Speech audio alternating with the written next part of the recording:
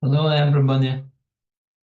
We have people coming, so let us wait till more people show up here and I can greet them. Hello, Chaim. Hello, Sher, Dragan, Greg, Joseph, Kidus, and well, Shin, right? Okay, and more people are coming. So, hi, everybody. Let me text that. Let me open the text here. Chat.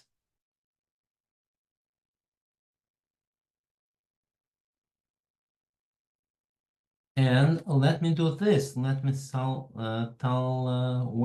where I from.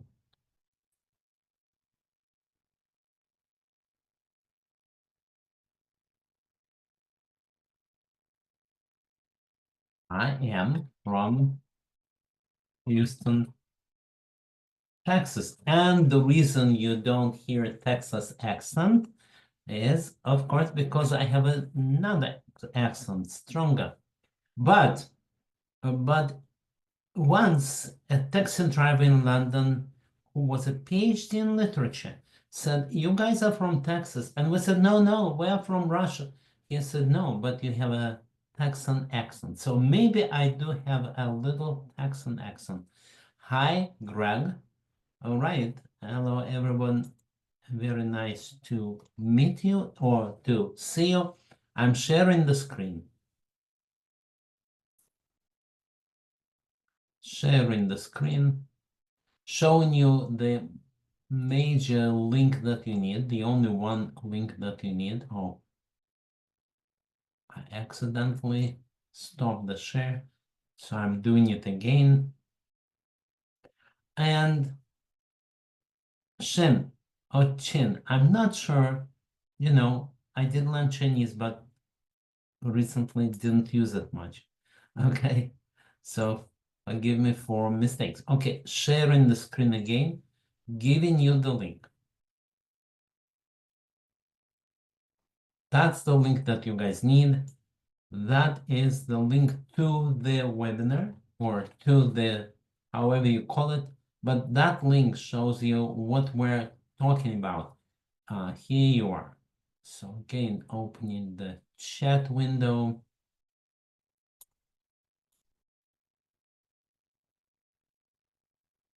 Okay.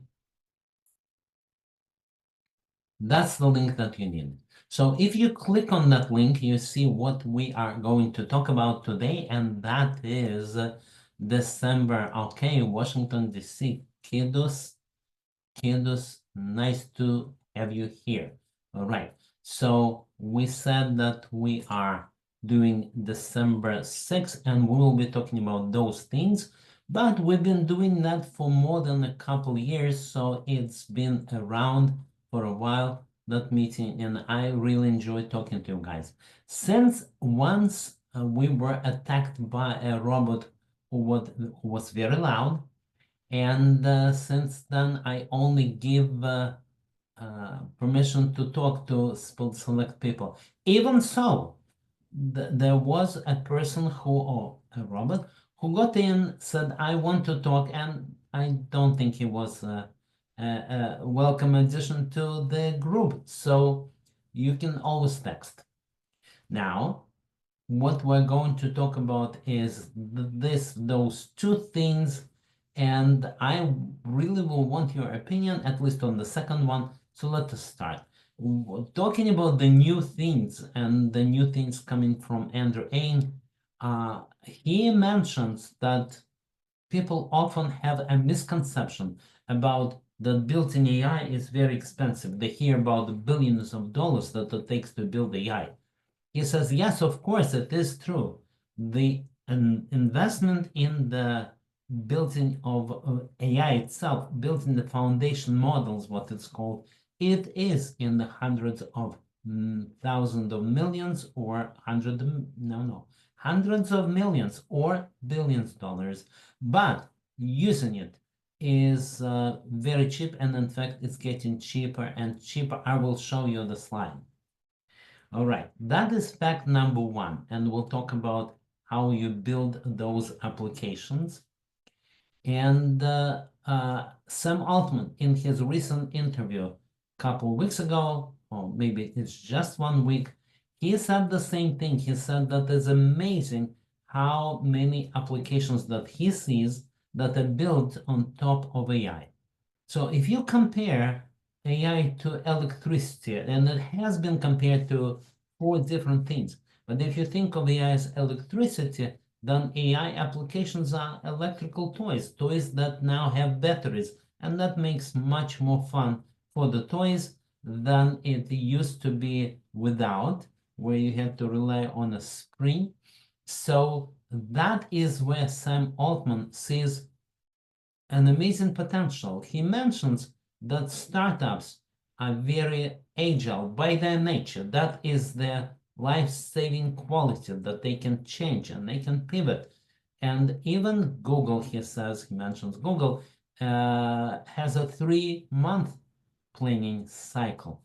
And okay, who I am to talk against or for, but I wholeheartedly agree, and I see that there are a couple new courses and a new very interesting technology coming out every week, and some of it is really potentially changing. Just recently, my friend showed me a new open source technology that allows you to talk to the database. So we had a lab where you could talk to the database, Lovely Lab, but this one allows, first of all, it takes all the schema and downloads, puts that into its knowledge base. So it's more advanced this way, and that's happening every week. Now that you have the tool, well, you're in a different world, and that is what the startup can do. They can change, learn, and immediately change.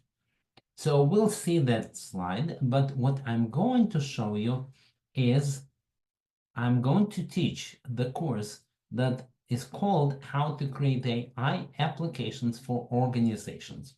So in order to really show what I'm going to do is, of course, you see what it is about, is I'll show it right here on Elephant Scale. We already published that, so it's in our courses, and right here, or we called it for agencies. And that's because that particular client, they were an agency, and of course, right away, they have very interesting problems. They don't want to share their information with ChatGPT. They're very careful about security. Completely different mindset than a regular developer who is very adventurous and who wants to try all the latest and greatest. But they are into enterprise and into secure. All right, so I listened to them. I got it in writing, and they also had some very interesting use cases. Let's look at the use cases. So, how to make sure your data stays private and is under your control. Very common and very seldom addressed. So we all know how you usually do it. You usually use a model that is not local, that is not doesn't come to you as a service, not a third party. You can download such models. Llama is a great example. Another example here is preparing reports for your executives. Now, that's out of the horse's mouth. That's what they want. But how do you do it? So the way you do it is by using that AI that can talk to the databases, and from there you can get reports. Employee turnover, and how do you capture the experience? Agencies are enterprises and corporations. That happens to be some construction agency of a city, and that's why I called it agencies. But yes, it is for corporations and with the special mindset. You see that. Okay, if there is an employee turnover, that on the first glance, it is the old problem. That's how rule-based systems were constructed. I captured the experience. The problem is they were not good technology, not good enough, and so it didn't work. But then you realize that there are ways to capture the experience. And yes, in one of those 70 courses that we have by now, they are there. How can you automate anything? All right, now you see the kinds of problems that wouldn't be right away, here's how you solve. You would have to think. But that's exactly what the course is for. So that's what I'm running by you. And I have that outline as a document, but I just showed you what that is. So let me show the first slides. Okay, slideshow. Now, these are our standard slides what we use to begin the course. Any course is good enough. And first we talk about who should be in the course and what it is about. So this is all very standard stuff, goes for every course and provides a funny beginning. And then you get familiar with your students. But here is, I have included, instead of the history. So everything changes with AI. Everything changes. We have a 200 slides deck that's talking about this is machine learning and this is linear regression. All of that is today in the museum.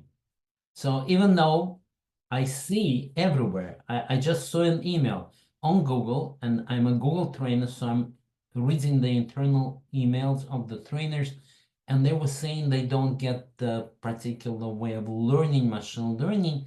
And the answer was, you're in the old age. You need to go to AI, and things are completely different there. Why? This is why. So first of all, I quote from Andrew Ng that there is a misconception that AI is expensive. It is not.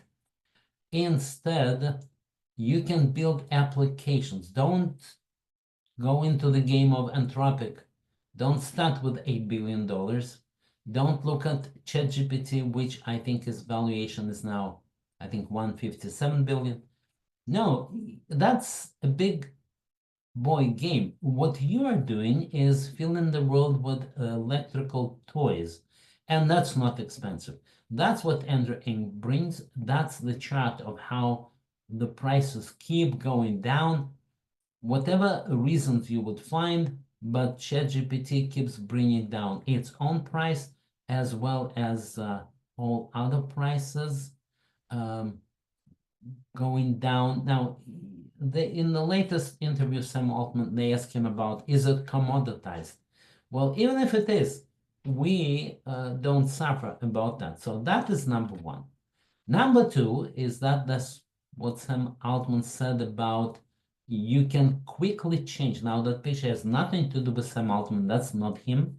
But he symbolizes agility. Okay. So if so, I'm telling my students a new thing, which never was. So if you teach people machine learning, and how do you teach people machine learning? Well, one of the easy way is to go to Google Colab, right? So sometimes I don't even prepare virtual machines. I just go to Google Colab here, and I'm already logged in. Nice. And I look at some of my labs that are there. All right. Maybe I'm in the wrong account. Yes. Let me go to the right account.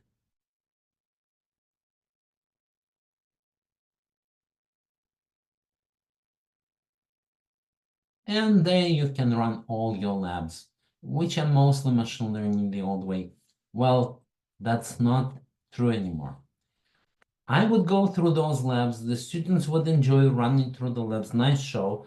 But they would not be able, first of all, to create another similar lab themselves because it's a lot of work. And secondly, so what? I have trained a new model. It's not precise. It hasn't been trained like ChatGPT is trained.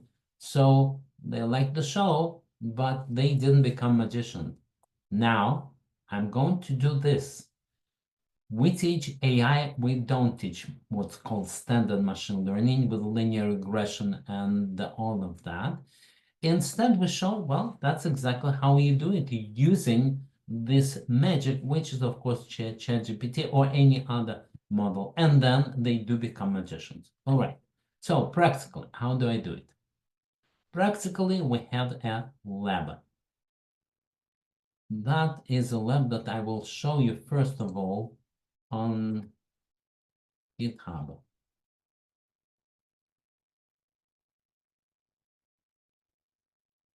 Now, I will honestly tell you right away that that lab is not open.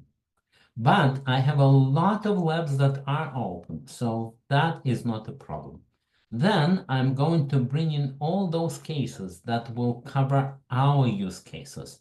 For example, I told you you want to start with prompt engineering. Here is a lab on prompt engineering that tells you exactly how we go step by step. This is prompt engineering with here are the guidelines. Here it is iterative. I'll show it to you live in a second, but I'm showing you the outline of this course. So that way, you know how to script you're talking to ChatGPT. Anybody can open ChatGPT, right? You go ChatGPT, and now it's chat.com, and you verify which account you're in, my work account, and then all the things that you're interested, ask that. That works. We're not going too far into this. You all know that. Okay, but then how do you script it? How do you understand that it will be iterative development, that you won't get it right the first time at all?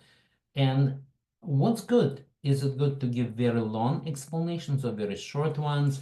In other words, yes, it is magic, but how do you work with it?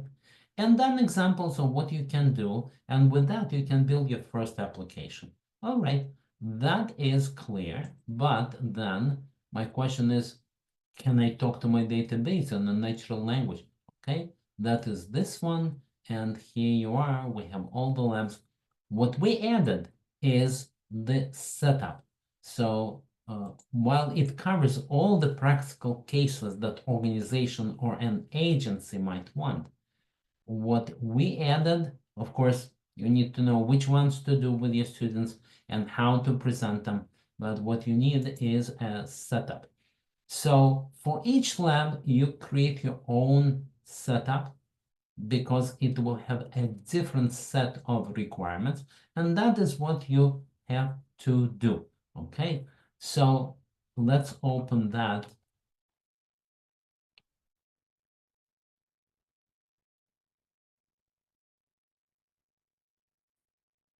I need to mount my drive. Okay.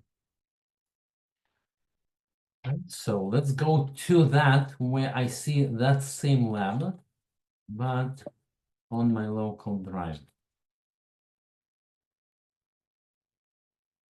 It's to build the applications. All right. Now I see the same labs. That's database agent and prompt engineering. Well, let's do prompt engineering because that's the first and the simplest. So you go to prompt engineering and you're there. Now that you're in this directory, okay, you go through these steps. So I'll tell you what they are. First of all, you create a virtual environment exactly for that lab and not for any other one, so that they're separate and don't mingle and don't conflict. And then you source that, and now you're in the right place. Then you add kernel, and then you install the requirement. That's the key. So then you use the keys to the labs. For example, we need to talk to Amazon. We need to talk to ChatGPT. We need to talk to Microsoft. All of that is one .env file. That's where all the keys are. And so every lab will use one of those keys. It will know which key to use, so it's convenient to grab them all. That makes a course. Now, in my case, I have already created this. Now, I'm really interested in your feedback. Please, Greg, trying to follow along. What is your, so practically, Greg, best of all, we should talk another time. Let's take it offline, not necessarily offline so much as let's continue there. And if you don't try to immediately follow that, that will be better. So I'm showing how you do that. And in my case, I have already created that. So I'm inside of that lab. And one of the things I have is my environment. What is this, my environment? That's the complete virtual environment. So I have already created it using these steps. All I have to do is how to run it, not the first time, but the next time. And what you need to do is just activate that particular environment. But Greg, I'm not leaving you in the cold. I'll tell you something else later on. Right now, so I activated that virtual environment. And what it says then, start a Jupyter Lab. So that I can type myself. I remember the wonderful book, Learning Python the Hard Way, where he advocates that don't ever copy paste, but type yourself. So at least that much I could remember. Okay, Jupyter Lab. That's my browser. I also verified that no bad messages came on startup. It was okay. And in the browser, I can see all of my labs. All right. So we will do the very first one just to show. Well, the first thing that we do is import the OpenAI libraries so that we can talk to OpenAI and import the OS so that we can get our keys. So let us bring that in, and that's because we ran our requirements, and now we have all the necessary libraries. The next is, don't forget, if you don't do that, it will not complain, but it will not find the keys. So you need to initialize your finding the keys. And now if you run that, that key will be given to you by get environment with open API key, and that's how it has to be called in your file that has the keys and which model you are using. So for example, I can tell you which model I'm using. GPT-4o. And I will still remove it to be cleaner.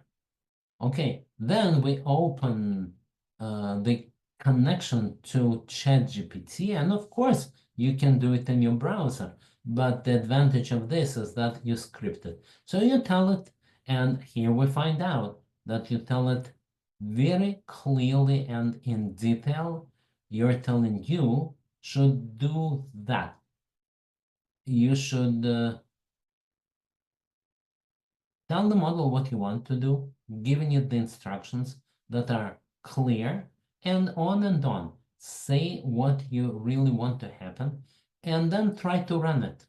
What we're trying to do is summarize my own instruction. So that was my instruction, and right away, to just verify that it's listening, I'm saying now summarize that. Okay, so it took that, it summarized it, and it says to achieve the desired output from a model, provide clear and specific instruction, as longer prompts often offer better clarity and context, reducing irrelevant or incorrect responses. Just a piece of good advice. That's nothing groundbreaking, but it's a good idea if you're building your system, know what the rules of etiquette are. Then we can do this. We can ask for structured output. Don't just do anything. And I wonder, where's the response? Oh, here's the response. JSON gave me the response to whatever the task was. The task was just a toy, generate a list of 3 made-up book titles along with their authors and genres. Okay, all of that is, of course, made up, but make it JSON and so on. So now you can pretty much imagine what it is, what the course is about, how you summarize things, how you transform things. And let's look at chatbot. That's fun. Let's look at chatbot. So to make a chatbot, we need to import all the libraries. By now, it's a routine. We import the libraries, we get the keys, we open a client. Now, this client, we tell something else. You are an assistant, and you want to speak like Shakespeare, and then tell me a joke. So that could be possible explanations. Why did the chicken cross the road? That kind of a joke. Well, okay, speak like Shakespeare. To get to the other side, forsooth, that what Shakespeare would write. But hark, dear friend, 'tis an old jest as time, yet hath the power of summoneth a smile. All right, wonderful. By the way, my wife mentions that those people who make AI don't have real intelligence, sorry for the slur, and they don't really know art. So if you take a common person who is not a PhD in Shakespeare in the street and present him with that, he will say great Shakespeare. But Shakespeare is great, and that is a big question whether AI will be ever able to do that. Now, maybe 80% of the people prefer AI style Shakespeare. That doesn't mean that they understand. That is a little bit about what I really think about Shakespeare and its AI generation, but it's fun enough. Fun enough. What we're coming to some more practical. We're not asking it to write more Shakespeare. Instead, we're saying, first of all, you need to remember. In order to remember, I have to give you some remembrance, memory of what was before. So do you know my name? Let's see. No, it doesn't know my name. So I need to tell it. I'm telling you, you are a friendly chatbot, and me, I am a Socrates. So you remember that, and I need to give completion from messages, taking the previous messages into account. Now it does it. Now it's ready for a more practical application, and that is create me a bot that will have me order pizza. So that is what we feed to that bot. That is what it has. That's the menu. It has to know the menu. And after that, we use some of the Python dialog capabilities so that it can talk back and forth, but this time with the help of AI. All right, so I'm ready. Hello. And click on chat. So, hello, and it is pushing pizza. That's all the time. What deliciousness can I get started for you today? Okay, well, let's try a famous joke. What did the Zen Buddhist answer when they asked him in the pizza shop, what do you want? And he said, make me one with everything. Do you know the joke? Do you know the joke? Make one and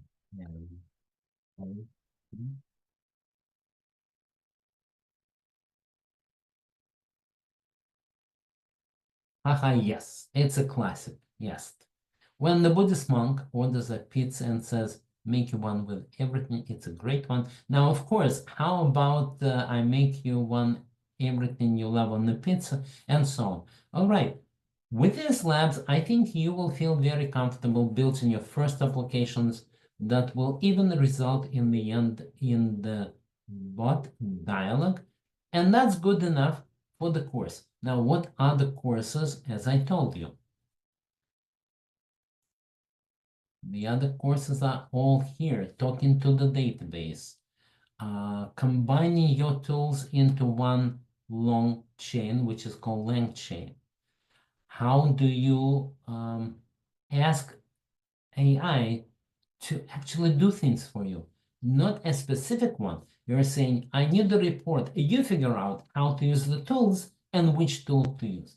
With that, I hope you will feel much better. And 5 days from tomorrow, not this coming Friday, because then I will be still teaching, but a little bit later, next week, you will feel that you can do what wonderful startups are doing.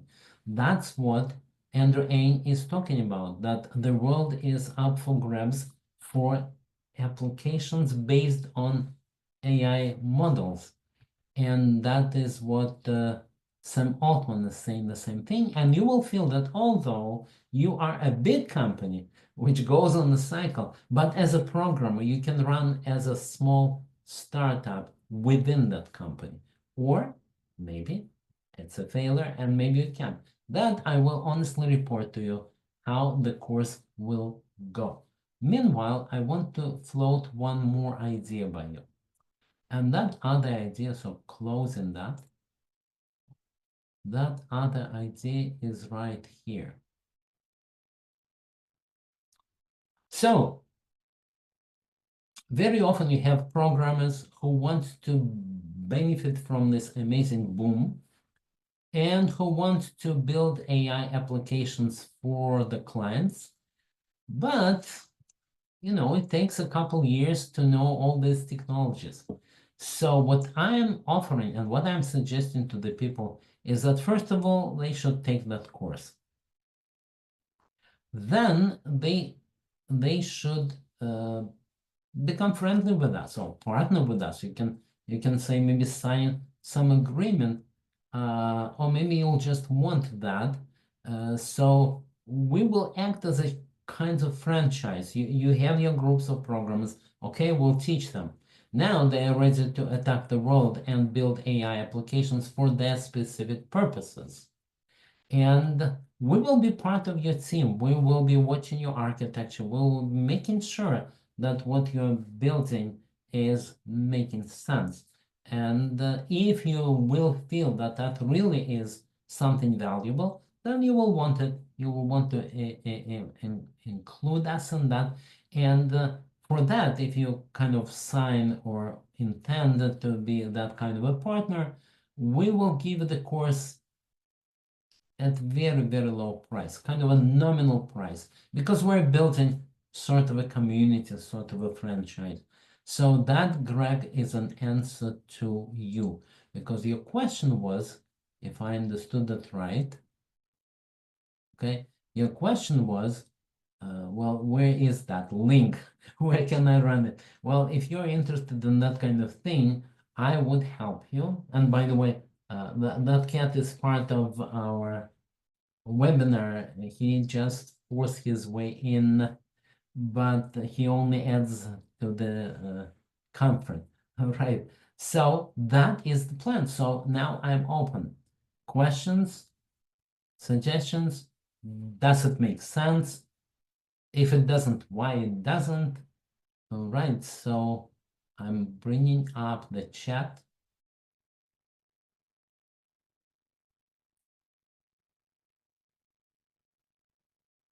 Here.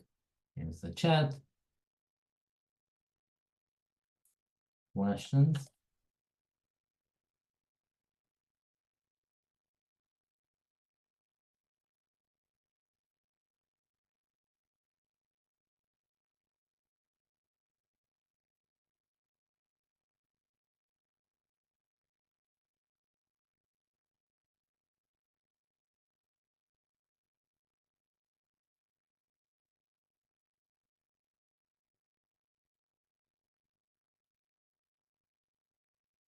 Okay, hi.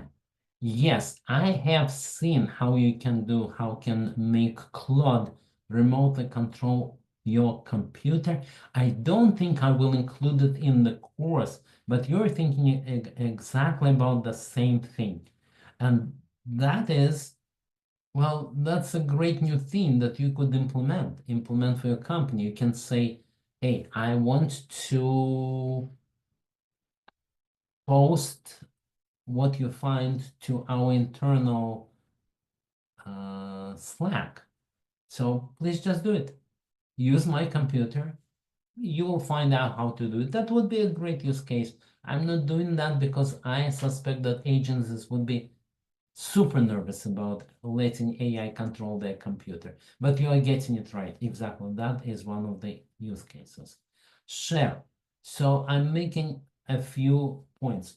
One is that we are talking about AI application. First of all, and I don't think anybody would disagree, that AI applications is the way to go if you are interested in that altogether. And who knows, maybe these AI applications later will be part of the models anyway. Maybe not, we'll see. That is number one. Number two is it takes learning. You have many courses. In the world, there are many courses. Our open link, I'll give you the links here. It has by now 70 different courses, 74. Most of them are supplied with the link to the course open. Usually, maybe there is a subscription, $40 or something like that. And some maybe are charged at a separate price, but most of them are just yours for subscription. Now, right here, you have our version of that downloaded to our repository and often completely verified right here.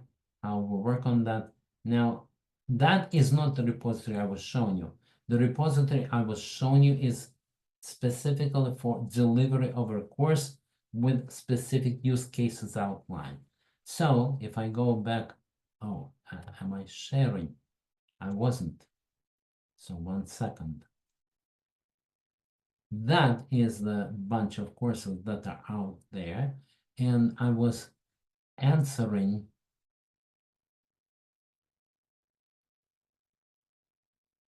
Cher's question. I was saying that we all want, or at least some of us want, to build AI applications, not building AI per se. It takes learning more and more because you have more and more opportunities to make your magic. So it takes learning what I am specifically offering. So first, 3, I showed the points.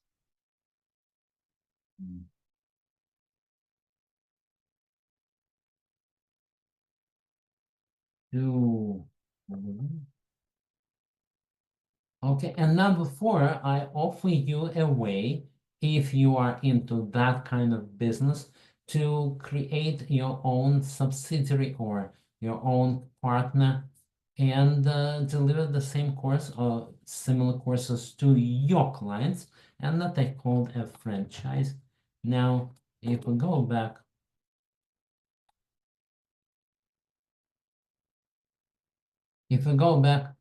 number 1 is a generic statement that it's good to build AI applications. Number 2, that it takes learning, I think you would agree. Number 3 is I showed you the course, but that course is already a cooked, baked thing. I put it into a virtual machine that client can access, no problems with that, but I don't open that. And finally, well, if you have an idea that you also want to do it, well, okay, you can talk to the ideal franchise. I hope, Cher, I was answering your question. And now you say, I assume most agencies want to integrate apps into the organization's workflow. Yes, that is what I think may happen. Well, we'll see, because Sam Altman was deploring the fact that big companies, I believe that what he was saying, that big companies are not embracing it as startups do, and startups cannot pay the price, then so startups of kind of B2C and big companies would be B2B, but they're not in a rush. And I can confirm it on my side. So we're a teaching company, and ChatGPT appeared in March 23. Well, in December 24, it is the first course that I teach. So it takes time for training to trickle down the pipeline. And the same goes, and even more, goes to real organizations. Because once you stop being a playing with technology programmer and you're answering real important questions, things kind of change. All right. So thank you very much. I'm closing those tabs.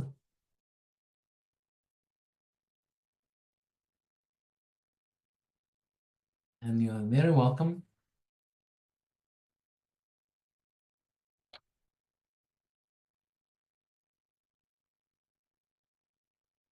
to keep asking questions.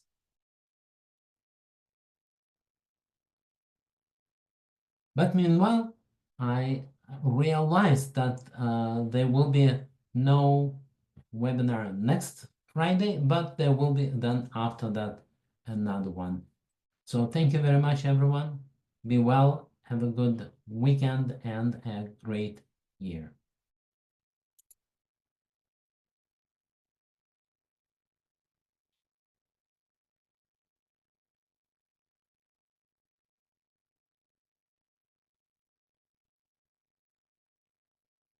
Thank you for your thank you.